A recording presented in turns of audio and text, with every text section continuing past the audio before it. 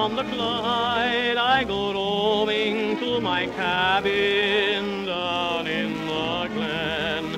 Though humble it may be that an angel waits for me in that lovely little cabin down in the glen. We present The Voice of Scotland, a few memories of Robert Wilson, the man and his songs. And to introduce them, Kenneth McKellar. In that heaven we call home, the sheep are in the fold, and their feet what more than gold for a shepherd in that cabin down in the glen.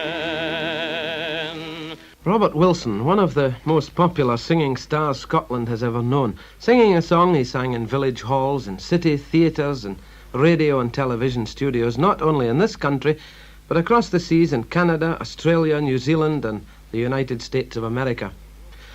I'm a bit of a globetrotter myself, and I know how much the name of Robert Wilson meant to exiled Scots in places like Winnipeg and Toronto, Calgary and Melbourne, Sydney and Auckland, Pittsburgh, New York and Boston. To these people, when he walked onto the platform, always immaculate in his dress kilt, and sang the songs they loved, he was Scotland. And there's no Scot more patriotic than the Scot who lives overseas. Robert, of course, loved Scotland, and this communicated itself to his listeners everywhere. Step it out with a cheer and a shout when we're marching through the heather. Sing a song, keep it strong, though the way may be long, we will all get there together. Here we come to the beat of the drum, and we never mind the weather. So we smile all the while, every long weary mile, marching through the heather. We've got to get on the road to anywhere. But where'll be and what'll we see? Hold care, we're ready to drop, but we'll never stop, believe and raise a cheer. And if we survive, we're sure to arrive next year. Step it out with a cheer and a shout when we're marching through the heather. Sing a song, keep it strong, though the way may be long, we will all get there together. Here we come to the beat of the drum, and we never mind the weather. So we smile all the while, every long weary mile, marching through the heather. Step it out with the cheer and the shout when we're marching through the heather. Sing the song, keep it strong, though the way may be long, we will all get there together. Here we come to the beat of the drum, and we never mind the weather. So we smile all the while, every long weary mile, marching through the heather, marching through the heather, marching through the heather. Robert Wilson was born in Cambuslang on the 2nd of January 1909. There was no professional background in his family. From a very early age he loved to sing, and so, like so many Scottish singers, he began his career in the Kirk Choir. In fact, he used to walk several miles every Sunday to get there. He also sang in the Clydesdale Male Voice Choir and in the chorus of the Glasgow Light Opera Club. In fact, he sang wherever and whenever he got the chance. But soon he began to make his mark as a soloist as well. The Carluke Silver Band wanted someone to sing with them, and Robert was there. Often the band's concerts were in the open air, and Robert would sing a couple of songs and then go round with a hat while the band played on. He was working as a draftsman in Glasgow in these days, but draftsmanship came a very bad second to singing. But here's someone who knows far more about Robert's early days than I do. Robert was only 17 when one day he knocked at the door of a very well-known concert singer and singing teacher. He's 80 years of age now, but still as dapper as ever, and still with that flower in his buttonhole. Elliot Dobie. Well, Robert came to me as a pupil for singing lessons in 1924. A fine, handsome young fellow with a shock of wavy hair. He had a nice voice of baritone timbre, albeit a bit raw, but he was keen and conscientious, and was always attentive to the instruction he received. He had, for one so young, a gentlemanly and courteous quality, transparently honest, and with a sense of humour. Now, these virtuous characteristics continued with him throughout the 30 years he adorned, firstly, the legitimate concert platform, and latterly, the popular stage. We had a close association for some years as teacher and pupil, and afterwards as colleagues in many ploys. I remember him winning the baritone solo at Lanark Festival on the opening day as Robert Wilson, and winning the tenor solo class the following day as Bert Wilson, a most unusual happening. I remember asking the Pellet Club to give him a show as a guest artist. He was an instant success, so much so that the London tenor engaged for the occasion objected to him being on the same bill. Now, it seems difficult to believe, but he was rather shy about the kilt, and I had a job persuading him to show his shanks. It took me some time also to get him to adopt the songs of the Western Isles as a feature in his programme. But he gave these songs a new life. He always sent me his programmes from America and press cuttings of interviews, and invariably included the information that he was born in Cambuslang and that Elliot Dobie was his teacher. A very generous gesture to me, but that was Robert all over.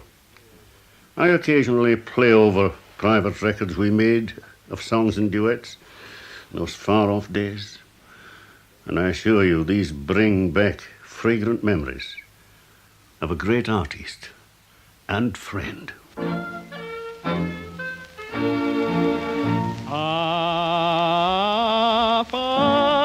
Crewing is pulling me away, a step highway, my Cromac to the road.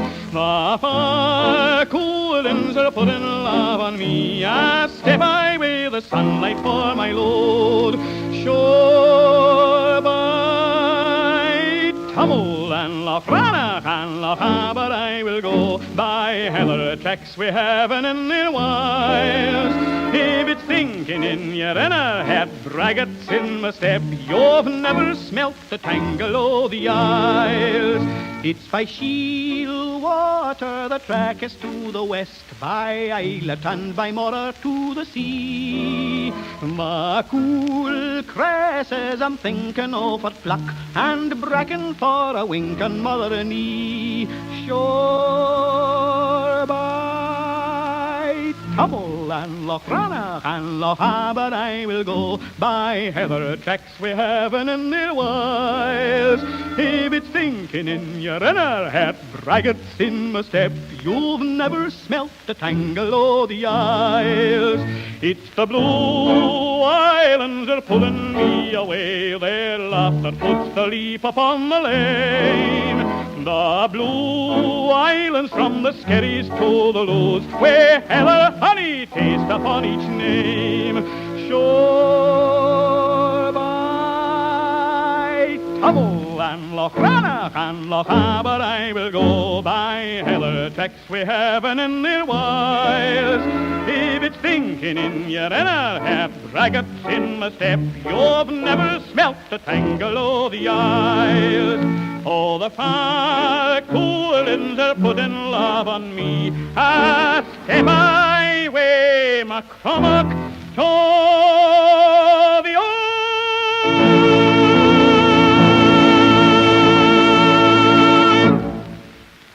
Robert was Elliot Dobie's pupil for 8 years, and he can take the credit for introducing him as a solo singer in the west of Scotland. In these days, Mr. Dobie was himself a very busy singer. He was sometimes booked for several dinners in Glasgow on the same night, and although everything was carefully timed, he didn't take any chances. He used to have one of his pupils standing by in each place just in case he didn't arrive in time. And that was how Robert Wilson made some of his very early successes as a singer. Success, of course, breeds success, and soon Robert put the life of a draftsman behind him and became a fully fledged pro. It happened in the peaceful summer of 1930, in a place we all know. The sun was shining in the west, and I was glad and all my best, and Maggie like a queen was dressed the day we went to Rossio. Happy we stood upon the quay, inhaling the fresh breeze frae the sea, and I wished that day a month could be the day we went to Rossio. Da-da-ma-do-a-do-a-day, da-da-ma-do-a-da-dee-o, da-da-ma-do-a-do-a-day, the day we went to Rossio. Along the shore we made our way like cadgers on a rainy day, while lasses that bonny feet displayed upon the sands of Rossio. A fiddler there to make some brass, played two and ties, both lad and lass, but the dancing in there could surpass me and Meg at Rossio. Oh, da-da-ma-do-a-do-a-day, da-da-ma-do-a-da-dee-o, da-da-ma-do-a-do-a-day, the day we went to Rossio.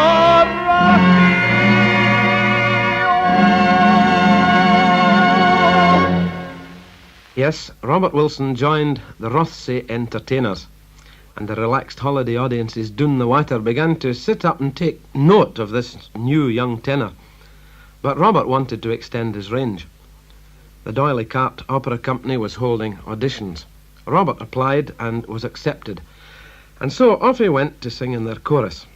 He was playing second leads soon and understudying the leading tenor parts. And for the next 5.5 years, his life was bound by Gilbert and Sullivan.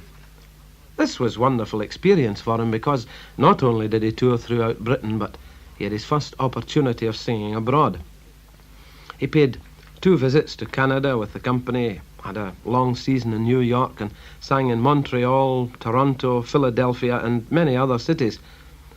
In these days, he didn't confine himself to Scots songs. He sang all kinds of ballads. Sylvia's hair is like the night, touched with glancing starry beams. Such a face as drifts through dreams. This is Sylvia to the sight, and the touch of Sylvia's hand is as light as milky dawn. When the meads are golden brown, and the autumn fills the land.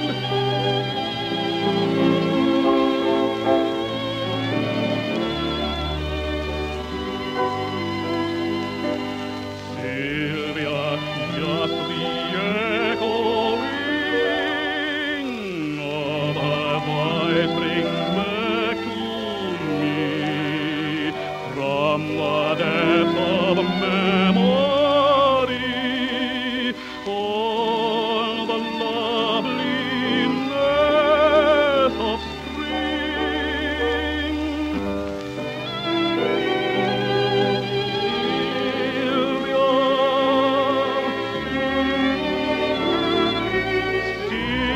Sylvia, such a face as reads through dreams. This is Sylvia to the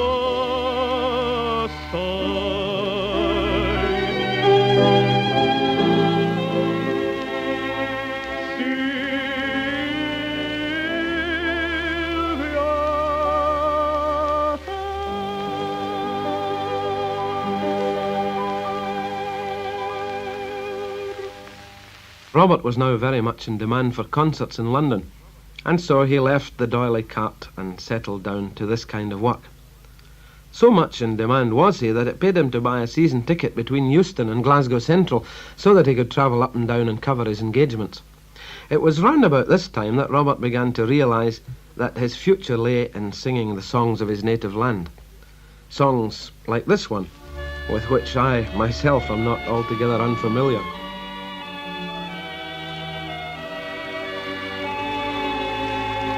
Oh, my love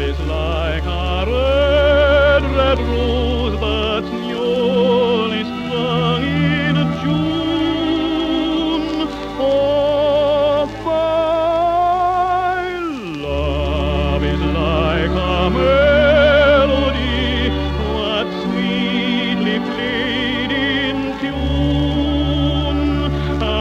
Esperanza, my bonny lass, said deep in love am and I will love thee still, my dear, till all the seas going dry, till all the seas going dry, my dear, and the rocks melt away the sun.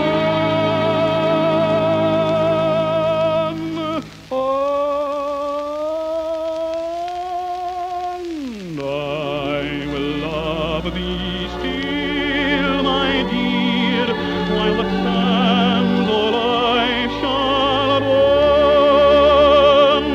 Then fare thee well, my only love. Then fare thee well a while,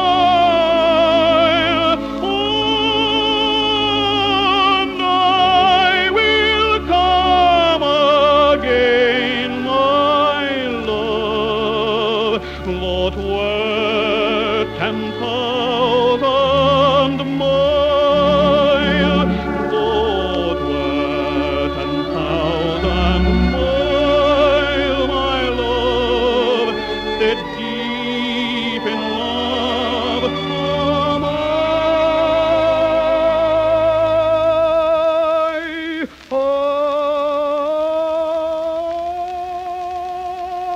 And I will love thee still, my dear, till all the seas going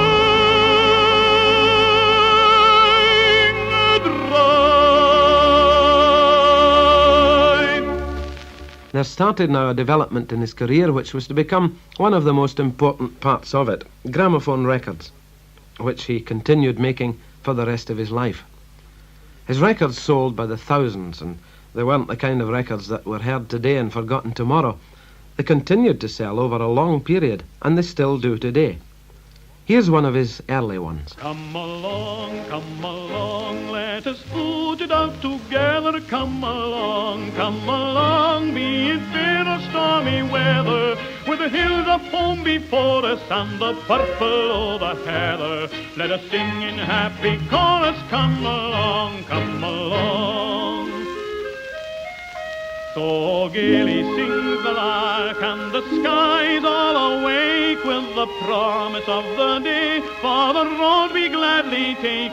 So it's heel and toe and forward, bidding farewell to the town, for the welcome that awaits us ere the sun goes down. Come along, let us foot it out together. Come along, be it fair or stormy weather, with the hills of home before us and the purple of the heather. Let us sing in happy chorus. Come along, come along. It's the call of sea and shore, it's the tang of organ feet, and the scent of briar and myrtle that puts magic in our feet. So it's on we go rejoicing over the bracken, over the stile, and that soon we will be tramping up the last long mile. Come along, let us foot it out together. Come along, be it fair or stormy weather, with the hills of home before us and the purple of the heather. Let us sing in happy chorus. Come along, come along.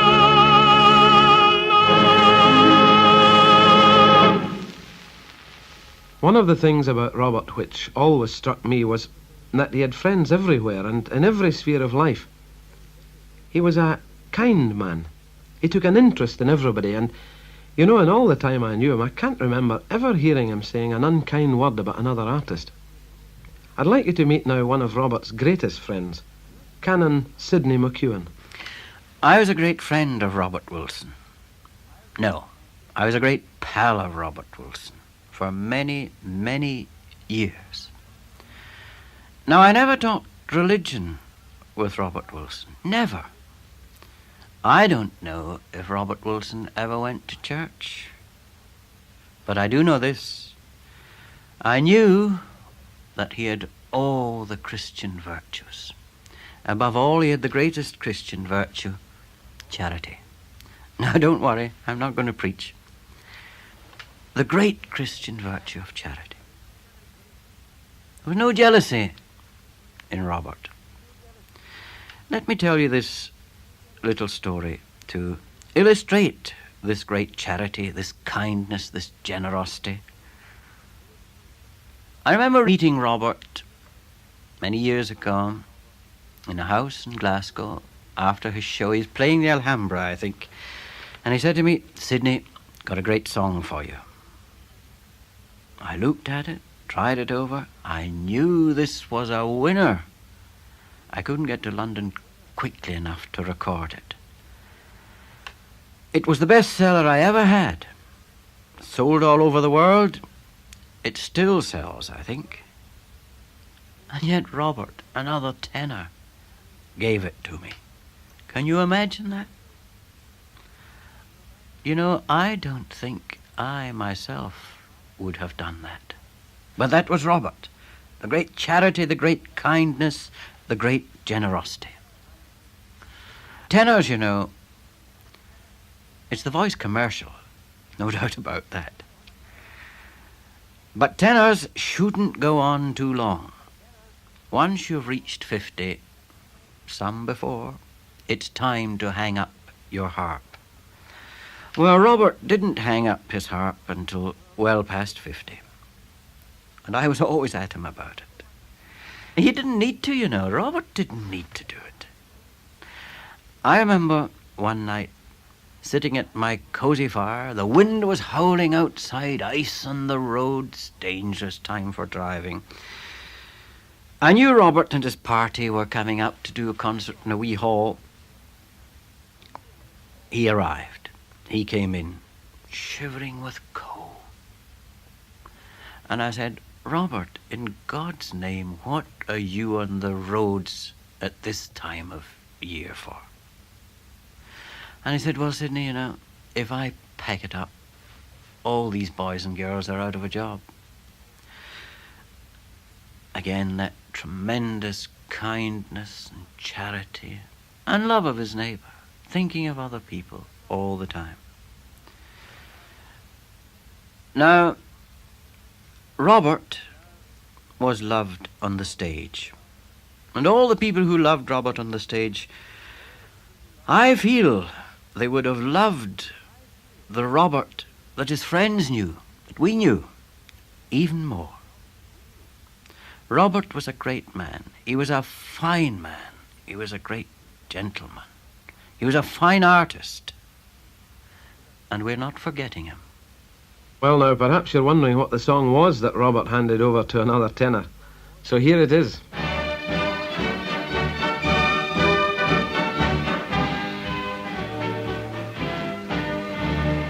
But when the night is falling, hear the pipes are calling, lovely and curly, calling down to the glen, where the hills are sleeping now. Feel the blood a-leaping high as the spirits of our old Highland men. Towering in gallant fame, Scotland, my mountain king, high near proud standards gloriously wave.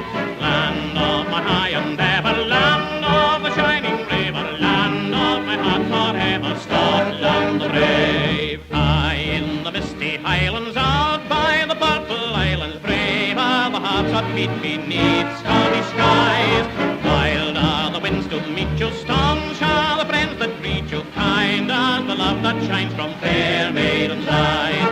Howling and gallant fame, Scotland, my mountain king, high near proud standards gloriously wave. Land of my high endeavour, land of the shining river, land of my heart forever, Scotland the brave. Land of my heart forever, Scotland the brave.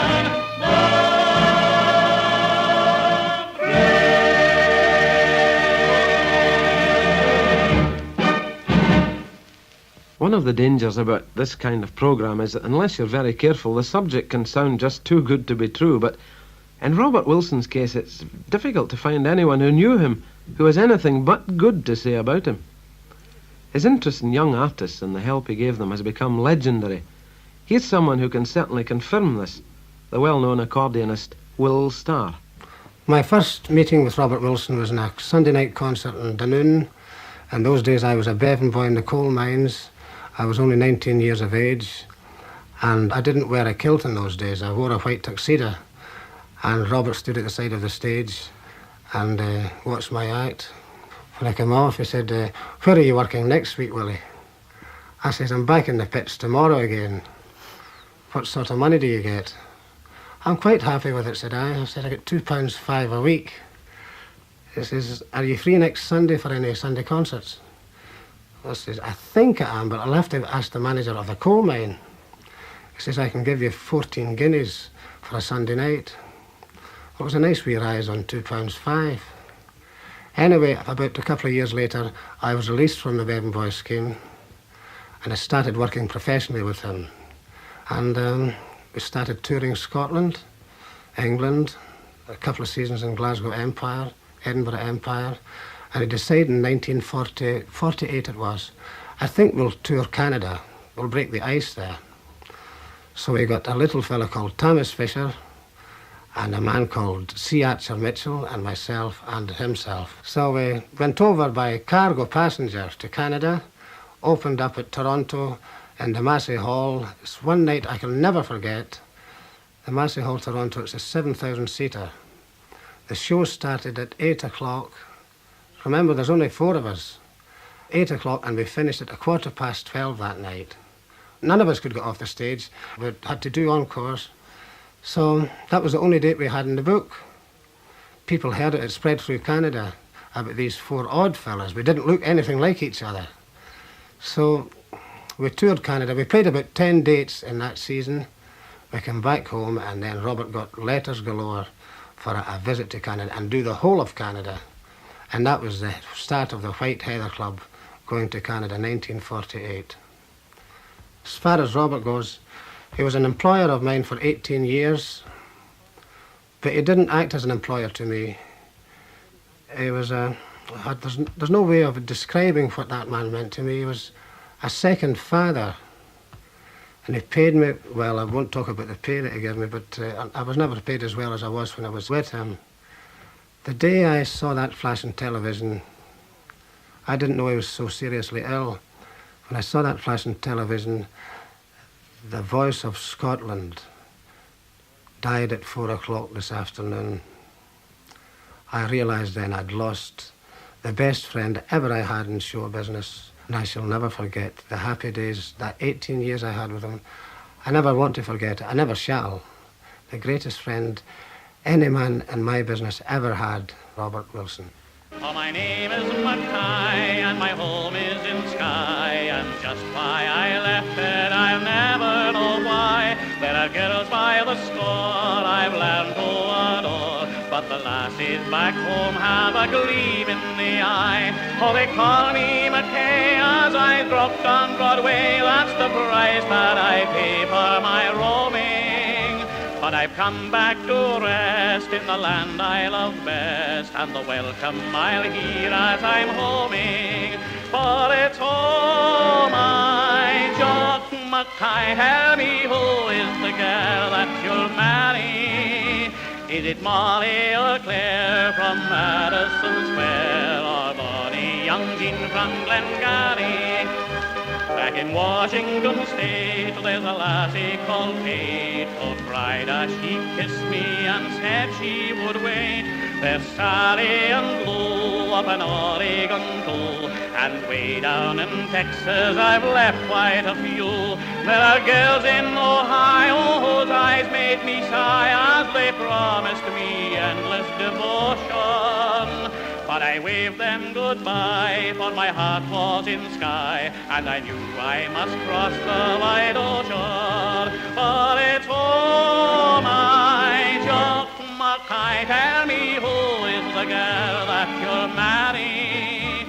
Is it Molly O'Clair from Madison Square, or bonny young Jean from Glengarry. Oh, oh, oh, my John Mackay, tell me who is the girl that you'll marry?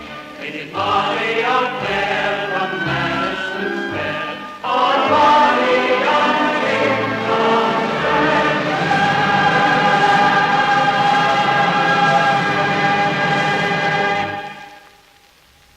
Robert Wilson got the idea for that song when he was in New York on one of the American tours that Will was speaking about. And those of us who followed him know very well that Robert really blazed the trail with those tours of North America. In association with Neil Kirk, a Dundee man who has been in New York for many, many years, he worked out a tour through Canada and the United States. And the Scottish associations in large towns and small towns flocked to see him. But it involved an enormous amount of work in those early days, and those of us who've come later have benefited by it. This tour has now become an annual event, always with some Scottish star following the route which Robert so carefully mapped out. His visits to America, both with the D'Oyly Cart and his own company, attracted him to a lot of American songs, and here's one that he first heard on one of those early visits.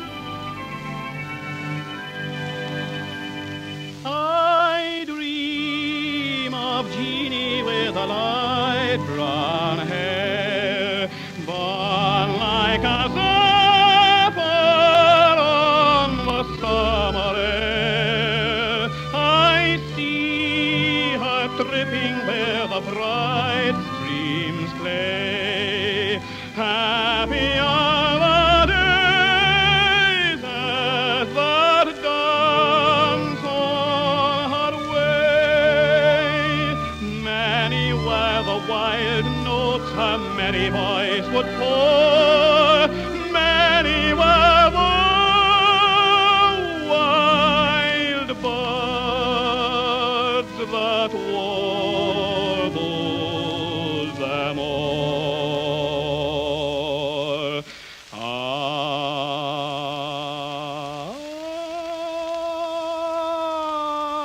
dream of Jeannie with a light brown hair, floating like a zephyr on the warm summer air.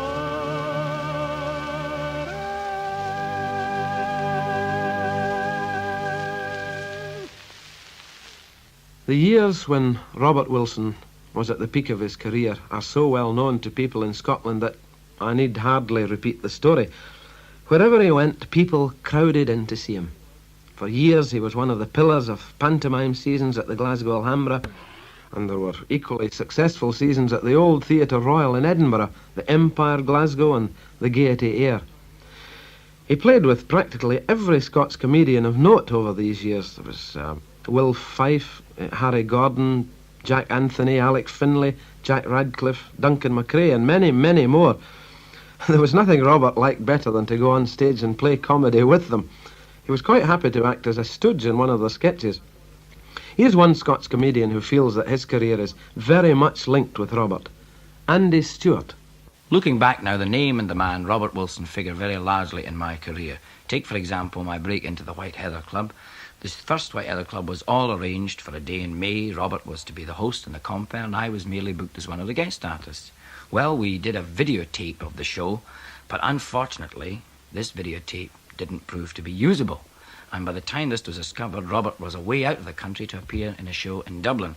So there's panic stations, and then the producer came and said to me, I wonder, could you do Robert Wilson's job? And I said, well, I'll do my best to fill his shoes. We did the show live with myself doing the host and the comparing in the show. And probably because of this fateful day and this fateful tape recording of the show, I was asked a year later, when Robert left the television show because of pressure of stage work, to compare the show and to do Robert's job. And of course that was something I did for 4 years following this. Then there was the question of recording. I couldn't get a recording contract with any company in London. But Robert said to me, look, I'm recording for a label. I'll talk to the boss of this company. You can come down and do a recording with my session. And I did this. I recorded with Robert's group. I sang Donald Wizard Cruisers and The Dancing in Kyle that proved to be my first successful record. The Glasgow Empire seasons, 1961 and 1962, it was because of the fact that I'd been seen initially in the presentation of a week show that Robert did in the Glasgow Empire that I was eventually asked to bring my own Scottish show into the Glasgow Empire for these 2 years. There's the question of the American tour. Robert it was who brought Neil Kirk, who then owned the tours, to see me in Largs. Neil Kirk liked me. He didn't book me for that year because I wasn't available, but 2 years later I went to America and starred in this show through this introduction and help given to me by Robert Wilson. I'll just finish by telling you one thing which again proves the tremendous generosity and willingness to help in Robert Wilson. We had lunch together. He said to me, I'd like you to do a tour with me. You've done 4 successful tours already. Will you do another one? And we talked about a deal, and eventually Robert said to me, look here, son, I shouldn't say this, but I think you're big enough to stand on your own 2 feet now. Why don't you promote a tour yourself, and you can take both the glory and the profit? And I think this was a very wonderful thing for a man in his position to say to someone like myself who was just starting to establish themselves in show business. It was Robert Wilson who revived, I think, the monologue, and particularly in television. I'd never seen anybody do a monologue in television. I saw Robert do his very successful one, Dandy, and I followed this up with quite a few efforts of my own. Come in a hand, you honour and tight. Did everybody see you like? All earned you all they poacher habits. Come in a hand, ne'er heed the rabbits. Now bide there, or I'll warm your luck. My certy, call your salad down. Now all the dyke and through the park, let's see if you can do some work. Way wide there, fetch them to the funk. Way wide there, yon to Burns Bank. Get through about them, watch that gap. Hey, Dandy, hold them for the slap. You've got them now, that's nacy bad. Now bring them in. Get lad, now tack them canny all the know. Hey, Dandy, hold that mucket yow. The tether young. Lows your grip the yow, you pumert know the tip. Aye, that's the end. Get that, now harder canny, then a tongue. She's mocked bad, aye, she's unborn. Will hate it dip a win the morn. Oh, dear whist ya yelp and randy, and then a frick them. Daft duck dandy. He's all the dyke, the deal be ent. Ya wonner and tight. Come on a hunt. Andy Stewart mentioned the White Heather Club, which of course brings up another side of Robert Wilson's career, radio and television. His career was drawing to an end before television really took a grip, so he was very much better known as a radio artist. But he was indeed the first compere of the White Heather Club, and in fact the programme was named after Robert's American touring company, which has always gone under the name of the White Heather Group. And in its time it's included many famous names like Jimmy Shand. I always remember my first meeting with Robert was I was playing at a dance in the Dundee Ice Rink. Now, this dance was organised by the National Sporting Committee, who were trying to make money to send athletes to the Empire Games. The meeting was quite casual, really, because he was in a hurry because he'd come up from the Palace Theatre where he was appearing there, and he just said to me, "Hello, Jimmy, delighted to meet you. I see you're right busy." I did a tour in 1955 in Canada and America. It was a hard tour. I mean, not much sleep connected with that kind of job, really. But I always remember one occasion, Robert had a bad abscess in one of his nostrils, and he had to have a minor operation. But I'm glad to say he was only one night off and was on the stage the next night. Oh yes, he was a man of courage. He was the original compere of the White Heather Club, and the band and I used to enjoy these sessions greatly. That was always very pleasant. Well, I think he was one of the finest entertainers, and he'll always be remembered. To me, he was one of nature's gentlemen. It was in Robert's one-night stands in Scotland that some of his very best work was done. He realised that many of the small country towns were crying out for live entertainment, and he saw no reason why he shouldn't supply it. So every summer he formed a company, and off they went, playing one night here and one night there. His annual visits were looked forward to everywhere with more than eagerness, and always the assurance of a sellout. Robert particularly liked the northeast of Scotland. The hotel at Portsoy was a second home to him, and one of his favourite cities was Aberdeen. It's no wonder he was able to make a great success of this song.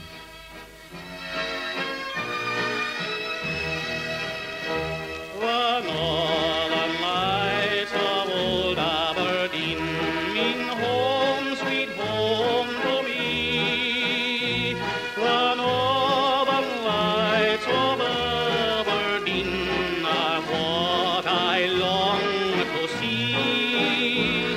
I've been a wanderer all my life, and many a sight I've seen. Godspeed the day when I'm on my way to my home in Aberdeen. When I was a lad, a tiny wee lad, my mother said to me, "Come see the northern lights, my boy, they're bright as they can be." She called them the heavenly dancers, merry dancers in the sky. I'll never forget that wonderful sight. They made the heavens bright. The northern lights of old Aberdeen mean home, sweet home to me. The northern lights of Aberdeen are what I long to see. I've been a wanderer all of my life, and many a sight I've seen.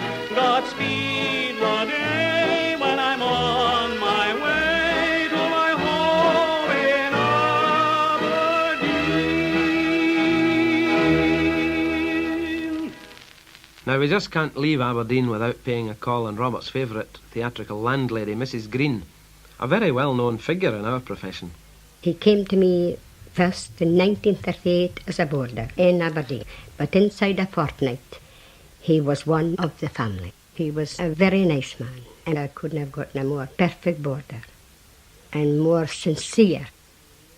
He was sincere to his fellow artists in every way. He spoke good of everybody.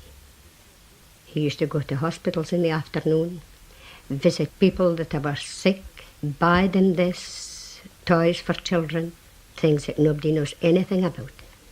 My personal opinion of Robert was that he was one of the finest artists that I've met, and I've met a lot in my day. It was in my house that he wrote a Gordon for me. It was an old barrack tune that my father used to sing when I was a child. And he used to hear me humming it at wee parties in our home, maybe on a Saturday evening. I only knew the chorus, and Robert said I must put that into a song one day. And one season that he came to the Tivoli, he worked very hard on it, night after night, till about 4 a.m, to get that 2 verses to the chorus that they used to hear me hum in the house. He made it into a complete song, A Gordon for Me, and he sang it first in Aberdeen at the Tivoli.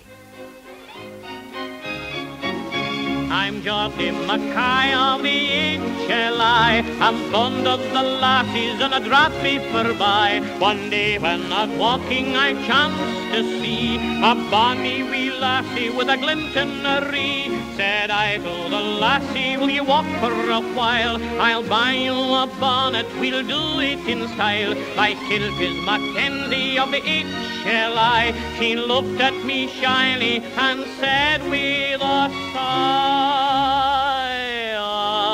a Gordon for me, a Gordon for me. If you're no a Gordon, you're no use to me. The black watcher braw, the sea puss and all, but the cocky wee Gordon's the pride of them all. I call spotted that girl on the banks of the Dee, I made up my mind she was fashioned for me. Soon I was a-thinking how nice it would be if she would consent to get married to me. The day we were wedded, the grass was so green, the sun was as bright as the light in a rain. Now we've two bonny lassies who sit on her knee, while she sings the song she once sang to me.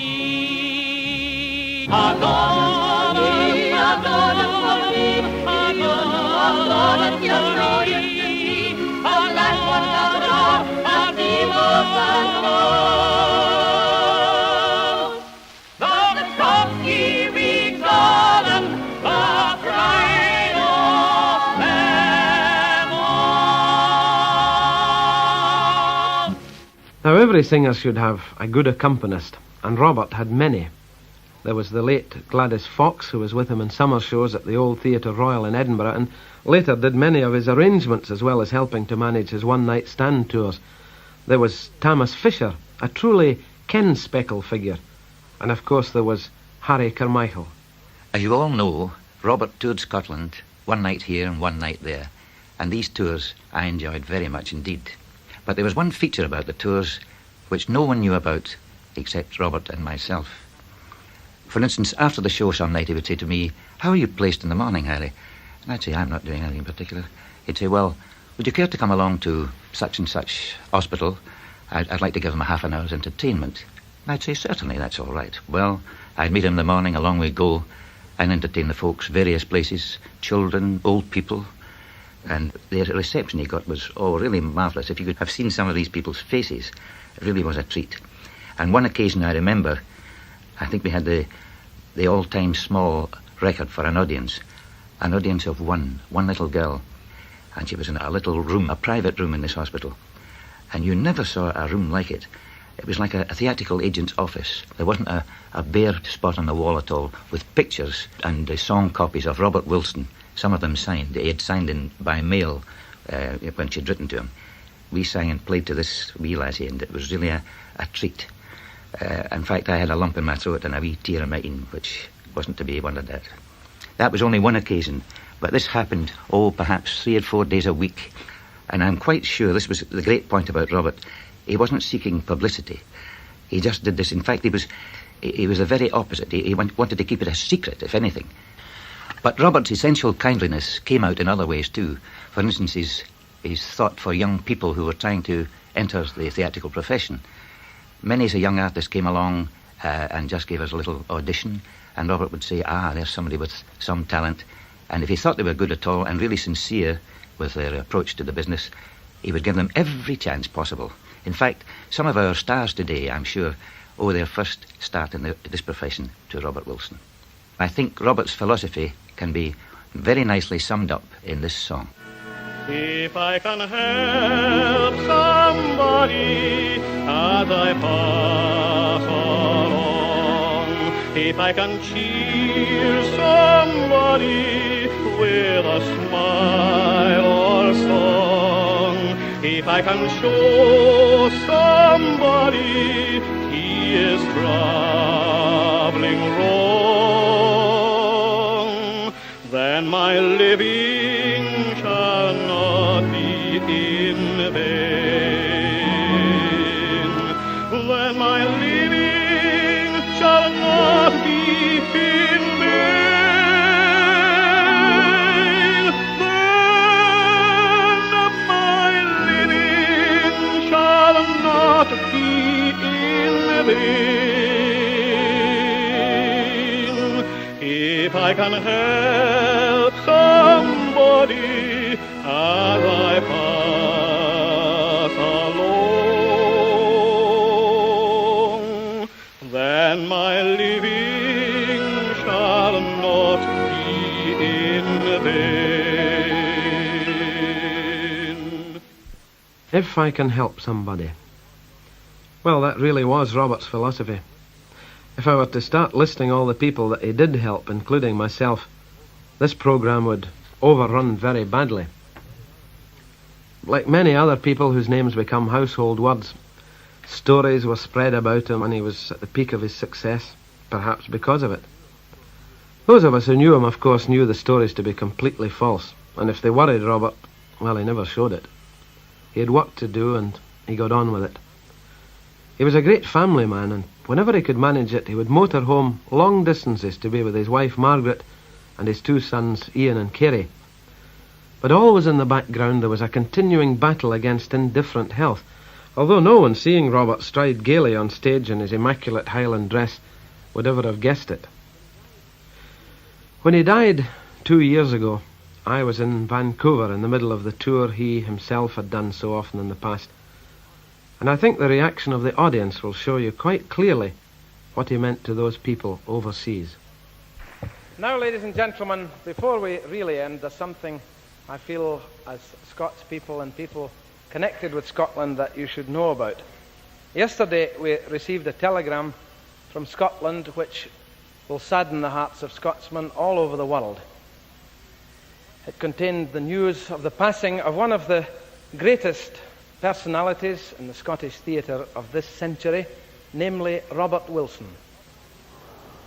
Robert Wilson, of course, was known all over the world, and he was known in the cities, towns and villages of Canada, where he was, more than anyone else, responsible for blazing the trail of entertainers coming here from Scotland, a trail which we of the present day are privileged to follow. As tonight, as our thoughts and hearts go out across a continent and an ocean to that house in Ayr where his loss is most deeply felt, we feel grateful for his work and life and for the Scots songs which his voice carried to all corners of the earth. In the words of Robert Louis Stevenson, "Low as the singer lies in the field of heather, songs of his fashion bring the swains together. Still they are carolled and said, on wings they are carried after the singer is dead and the maker buried." Twilight is softly falling, and the sun sinks in the west. The one I love is calling, "Shepherd, come home to rest." A touch of eventide over hills beyond the Clyde, I go roaming to my cabin down in the glen. Though humble it may be, there an angel waits for me in that lonely little cabin down in the glen. Across the moonlit heather my lassie calls as I roam, and soon we'll be together in that heaven we call home. The sheep are in the fold, and there's peace worth more than gold in that lonely little cabin down in the glen.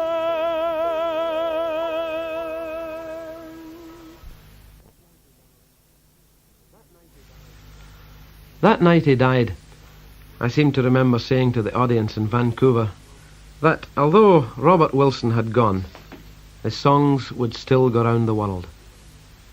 Well, I'm sure they will, and I'm certain nothing would have made Robert Wilson more happy than that. Good night.